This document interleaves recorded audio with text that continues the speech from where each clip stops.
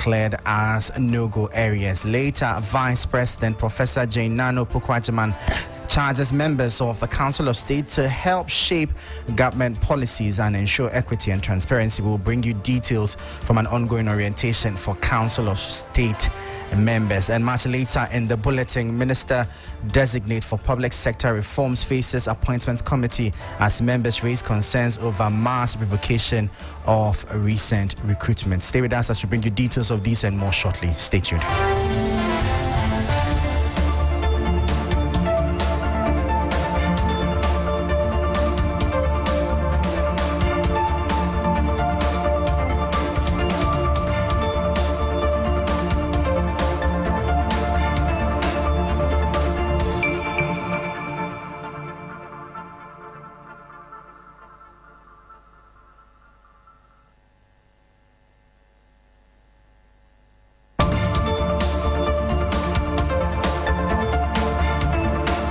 Well, thank you so much for your time. Straight into our top story. And this afternoon, the Pharmaceutical Association of Ghana is demanding immediate investigations into named pharmaceutical importers allegedly responsible for importing highly dangerous opioids into the country. A recent Africa Eye investigations has revealed Ghana as a transit point for dangerous substances to other West African countries. Per the investigations, an Indian company, Avio Pharmaceuticals, has been importing Tafrodol, Timacan and Super Royal 225 into the country via the support of local pharmaceutical companies. According to the Pharmaceutical Society, relevant investigative bodies must band together to investigate and prosecute all companies involved. Now to some key facts here, and there's been a call on the FDA, Pharmaceutical Council, Ghana Revenue Authority, Customs Division, CID, Narcotics Control Board, NIB, and all relevant authorities to expedite action and prosecute corporates. That's according to a statement from the Pharmaceutical Society. It also calls on the Ghana Revenue Authorities, Customs Division and Immigration Service to strengthen border surveillance to prevent entry of drugs. Also, the Food and Drugs Authority and the Pharmaceutical Council should intensify monitoring of pharmaceutical imports and enforce stricter penalties for non-compliance. Now, the use of drugs is fast becoming a chronic issue in the greater Tamale metropolis. Despite intense efforts by an anti-drugs task force in Tamale, the use of drugs in the metropolis continues to be a problem for city authorities amid health concerns. The Aboabo and Nobisco Forest have become breeding places for illicit drug traffickers, users, and hideouts for criminals. Let's engage our Northern Regional Correspondent Christopher Mwako on the rather sad development. But first, let's listen to some reactions from the task force.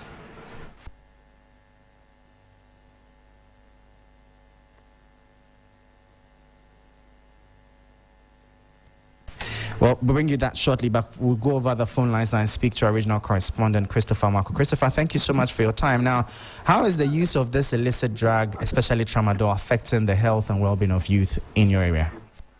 Yeah, so it's becoming a major challenge for the youth, especially in the greater Tamale metropolis, because over the period, the king of Dagbon, Danyan Abukari, the second, even constituted a task force to deal with the menace. And it's becoming a worrying situation because if you go to the Nobisco and Aboabo forest, this has become a breeding place for people who use these drugs.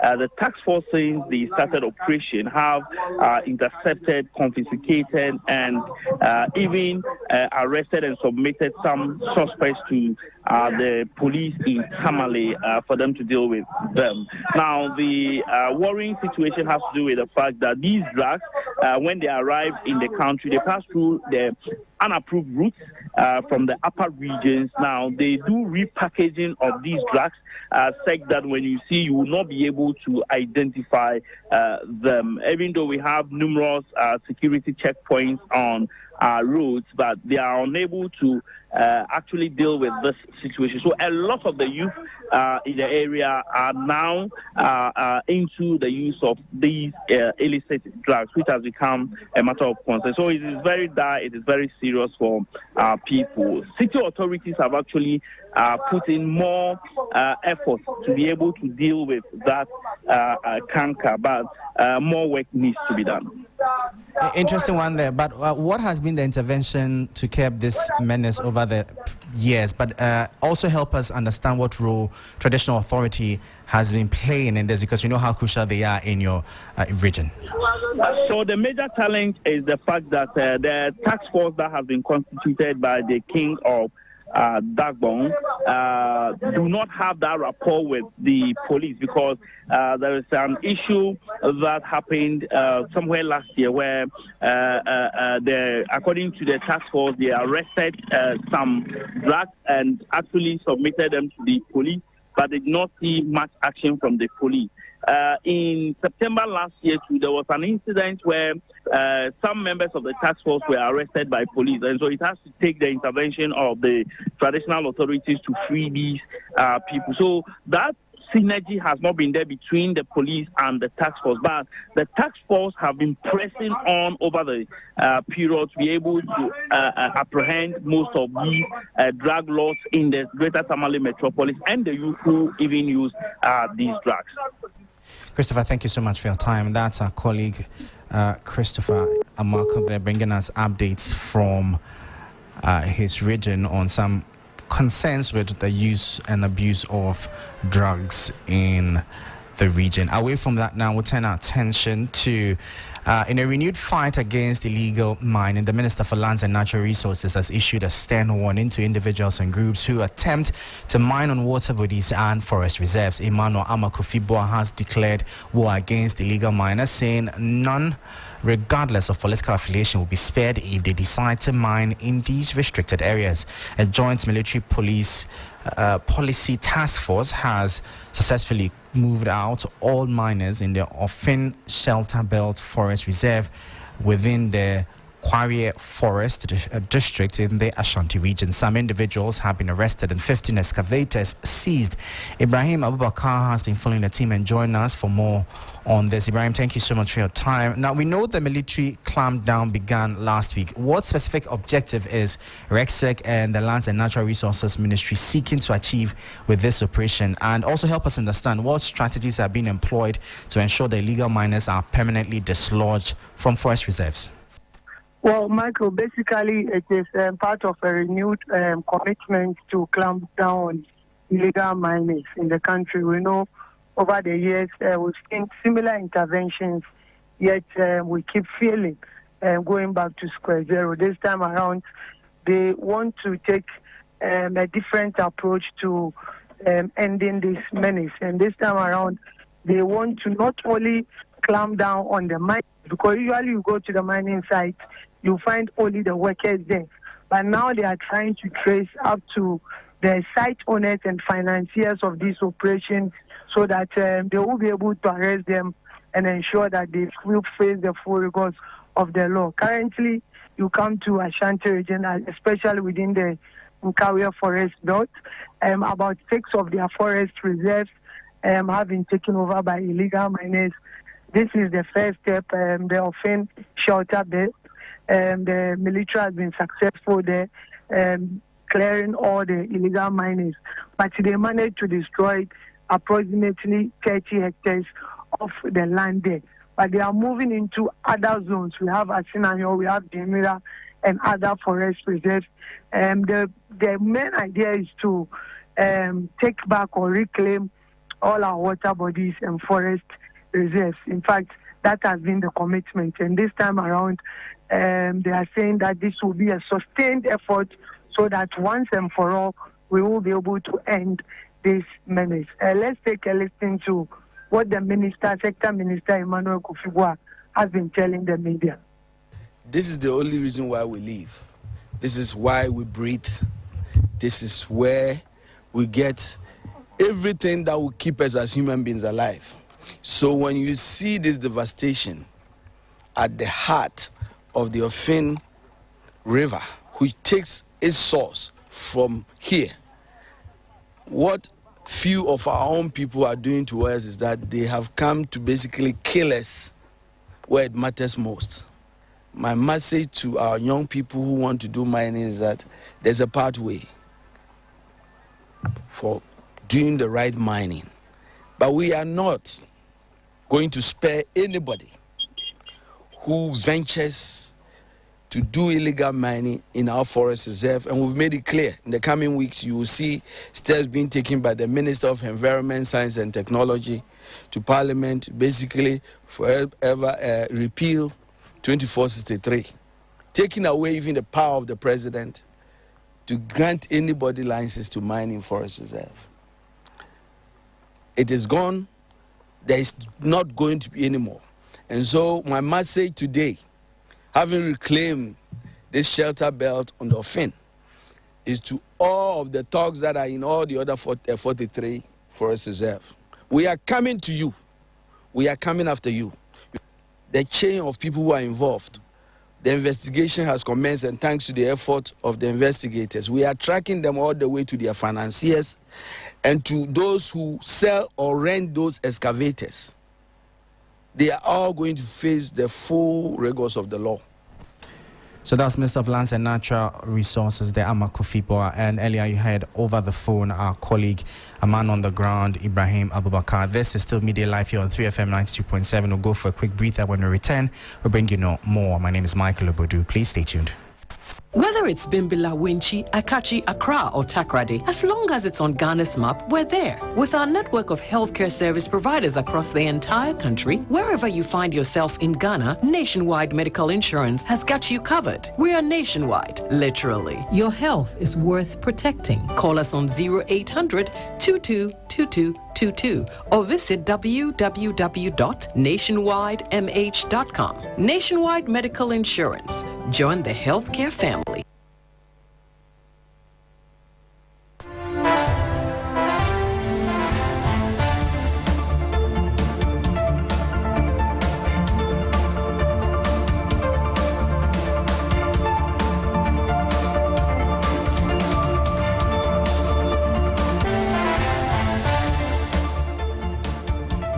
If you just tuned in, this is Midday Live here on 3FM 92.7 with me, Michael Overflow Ogbodu. Now, still on the bulletin, we'll go now to Parliament, where the Minister Designate for Public Sector Reforms, Lydia Akanvariba, says some people employed by the NPP administration was due to favoritism and nepotism. Others, she says, simply do not deserve assigned roles. This was her response to questions about the recent revocation of appointments by government. Christian Yali is in Parliament for more and joins us via the phone.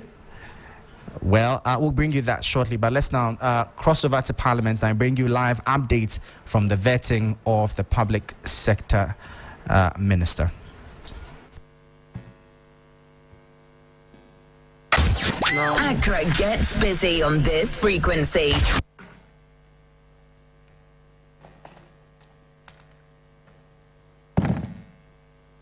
We obtained some information as part of our background check. And, adverse findings about us or comments about us are like a bitter pill on our tongue. All of us politicians. Sometimes we are in self-denial, but those are bitter pills for healing. So take it in good faith. The little exercise I'm going to do, is that okay? Don't be emotional about it. So, your constituents were interviewed, and this is what they had to say about you. She is described as a competent and capable leader with the ability to mobilize the grassroots. However, some of her constituents perceived her as indecisive, making her susceptible to external influences. This is a perception, but we are also in a perception-driven enterprise. Having heard this, and having regard to the fact that you are going to lead a public sector reform, what assurances do you have for those who perceive you as indecisive? Thank you very much, Mr. Chair. I believe that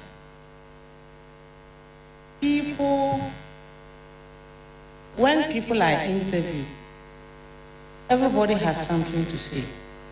There's a good side of me, they said I'm capable. So I want to assure you that I am capable of handling the ministry that I'll be going to do. Thank you. The next one, we are all sinners. And for the next question, I'm sure all of us, the 275 of us in the chamber, will be considered guilty of this crime. However, you are on oath, so I would put it out. A section of NDC party supporters and sympathizers have accused her of not answering their calls. What do you say to that? Thank you, Mr. Chairman. My leader has already answered the question for me. He said we are all sinners. And I pray that those people that I didn't answer their calls will forgive me. Thank you. But what assurances have you for them? And what media measures? I will work on it and I will now answer their calls. Now, can honorable nominee, let me suggest to you what I have done. Maybe it will help. Sincerely speaking, it is practically difficult to answer all calls. However, we, this generation, have the benefit of this social media. So I have employed some gentlemen who are managing that communication and are getting swift responses, from the office and getting the problems resolved. At least not 100%, but at least they are always responding to the phone call and relaying and responding. So I think you can adopt it with the necessary modification to suit your peculiar situation in your area. So try it. It's worked for me because it can be very overwhelming, so that's about it. However, they conclude by saying that you are known to be calm, a good listener, polite, respectful, and you relate well with people, especially your chiefs. So I would want you to take that, as a compliment and take advantage of those virtues to do your work. Now, there is also an issue that I need to bring to your attention. One of your own referees, you have provided referees, and one of your referees describes you as humble, respectful, but states strongly that you ought to be assertive in your dealings. Your own referees, one of them. It says that you are humble, respectful, but you ought to be assertive in your dealings. What do you say to that? Thank you very much for all the narration and the compliment. Those who reveal who I am, I'm grateful. Once somebody says something about you, a person wants you to work on it. I will work, I will do everything diligently in my power to work on all those, my flaws. Thank you. Honorable nominee,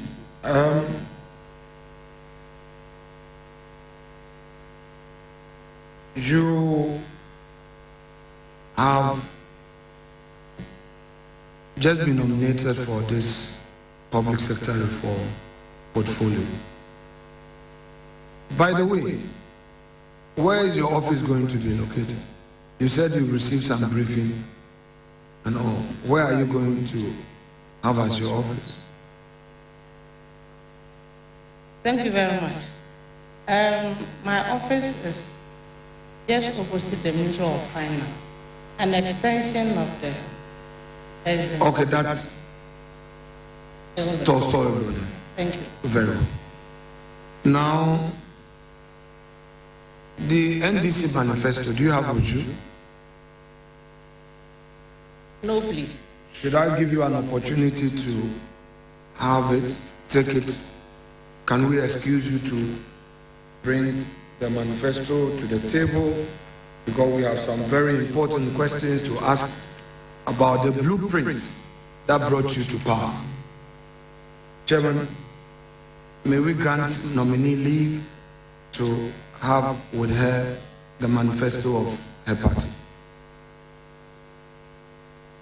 Granted. Thank you.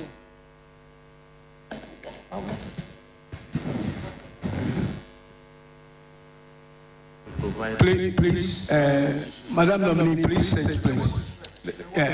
Unless you want to stretch.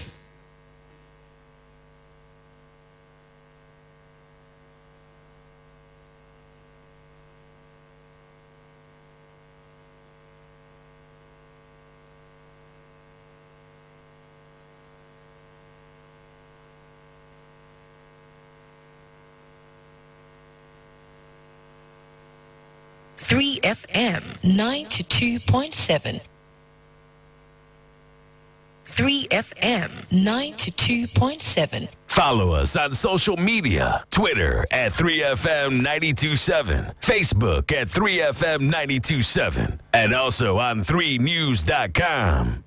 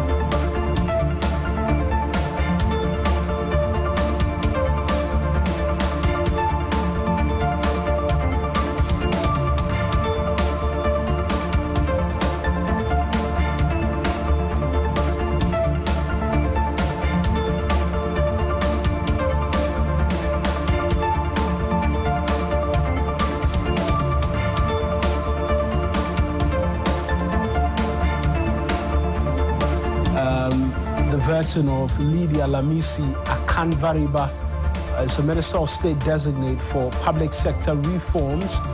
She's taken leave of the appointment committee to grab a copy of the NDC's manifesto as the minority leader takes his turn to ask a number of questions in relation to what her role will be as the Minister designate for public sector reforms.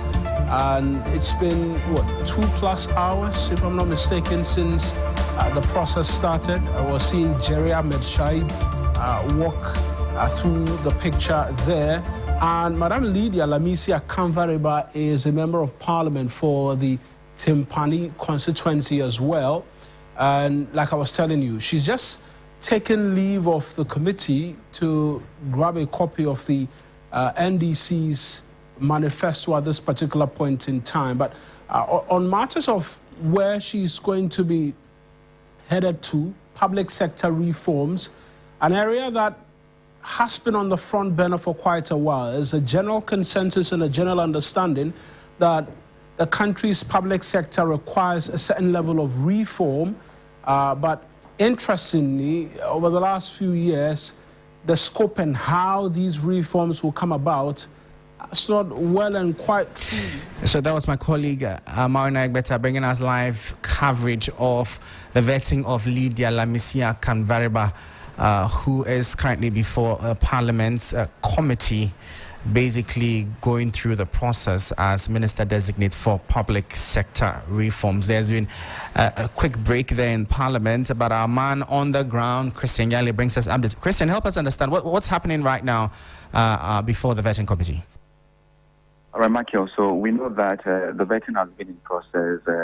It is the turn of the minority leader, Alexander Afenyomarkin, to ask the nominee set of questions. It has gotten to the point where he says he has some critical questions that he wants to ask from the NDC manifesto, for which reason he has demanded that the nominee be excused to go and get a hard copy of the NDC manifesto before he can proceed to ask the specific questions that he wants to ask from the manifesto. And so currently the vetting is on a temporary suspension or break until the nominee returns and then comes back with the copy of the NDC manifesto from which Alexander Afenyomarkin would ask his questions.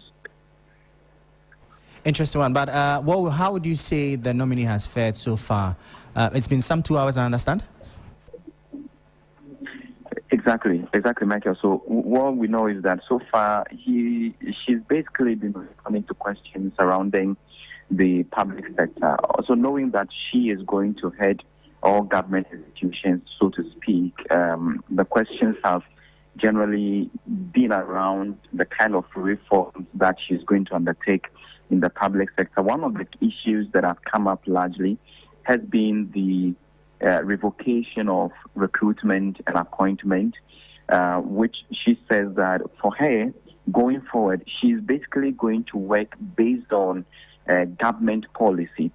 So what government policy says is what she's going to implement, whether to revoke or recruit. But she's also made a suggestion or recommendation that a national dialogue be held to look into hiring and recruitment into the public sector. On the other breath of it, she's also been speaking about how she's going to liaise with the communications ministry, just basically to build on works that have.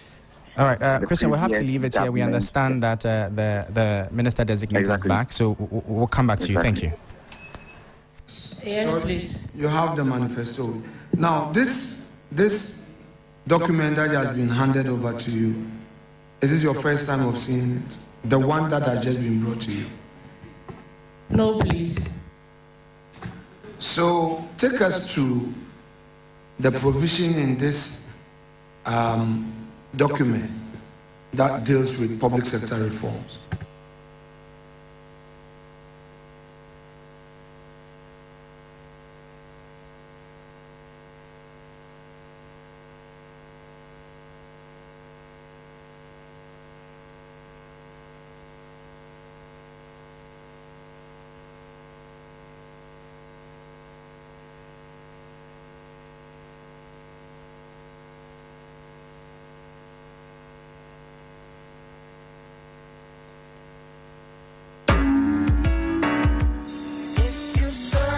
For a dial on